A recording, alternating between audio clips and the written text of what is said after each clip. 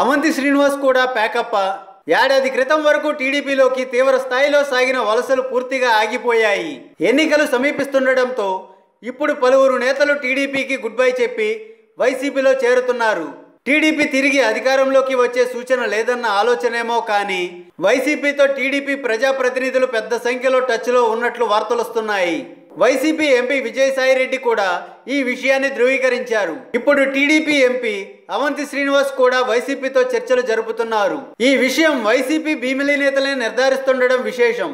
అనకాపల్లి ఎంపీగా ఉన్న అవంతి శ్రీనివాస్ కొంతకాలంగా టీడీపీ కార్యక్రమాల్లో చురుగ్గా పాల్గొనడం లేదు. ఇదే సమయంలో వైసీపీ వాట్సాప్ గ్రూప్ లో భీమిలి వైసీపీ ప్రధాన కార్యదర్శి వెంకటరెడ్డి పెట్టిన పోస్ట్ చర్చానీయాంశమైంది. అవంతి శ్రీనివాస్ వైసీపీలోకి వచ్చేందుకు ప్రయత్నిస్తున్నారు. ఆ ప్రయత్నాలను అడ్డుకోవాల్సిందిగా సదరు పోస్టు సందేశం. దీంతో అవంతి శ్రీనివాస్ వైసీపీలో చేరేందుకు చేస్తున్న ప్రయత్నాలు నిజమేనని అంచనాకు వస్తున్నారు.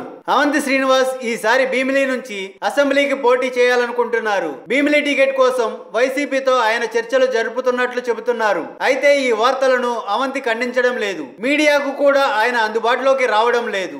హాయ్ ఫ్రెండ్స్, మా టుడే టుమారో యూట్యూబ్ ఛానల్ చూస్తున్నందుకు చాలా థ్యాంక్స్. మరిన్ని లేటెస్ట్ వీడియోస్ కోసం వెంటనే సబ్స్క్రైబ్ చేయండి. అలాగే ఈ బెల్ ని కూడా రింగ్ చేసేయండి. మా నోటిఫికేషన్స్ అన్ని మీ మొబైల్లో వస్తాయి.